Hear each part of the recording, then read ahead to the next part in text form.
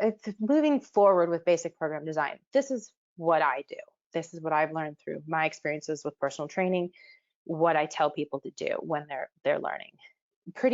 It doesn't have to be as complicated as this slide looks. It could be simple of, hey, I want you to do a 5 to 10 minute warm up. As a runner, they're probably going to like run around the block, run half a mile, run a mile. I'd like to do 10 minutes of mobilization, working on hitting all the different aspects. When they go into their main set, 3 to 5 rounds. Personally, I only ever do 3. That's usually a time thing.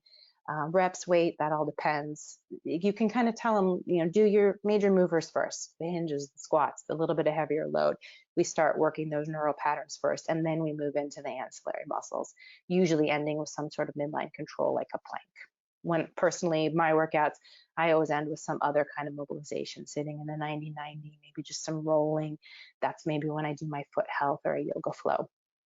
When people are new to this, often what I'll tell them is to get some index cards and then write down all the ways you know how to warm up. In another pile, write down the ways you know how to do mobilization. In another pile, write down the things you know for strength. And then when you go to do that workout, just throw some of those down. Okay, here's the card. There's my warm up. There's my mobilization. Here's my main set.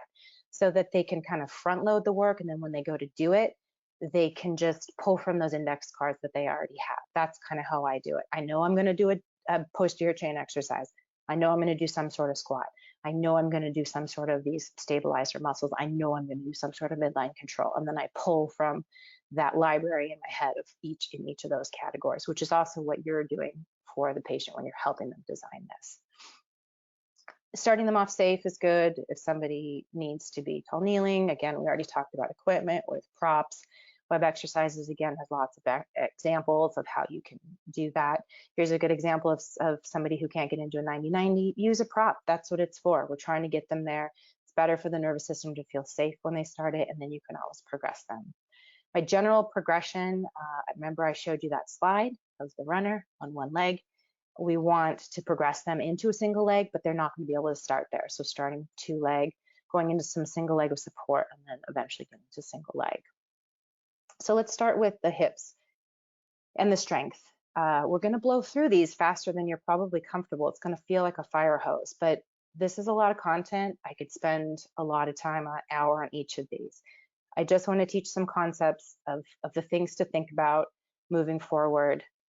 Maybe you can rewatch this later if some of these videos you need to look at them a little longer, but keep in mind we're just kind of teaching these introduction and these concepts of what I do, and the videos are just there as an example for you.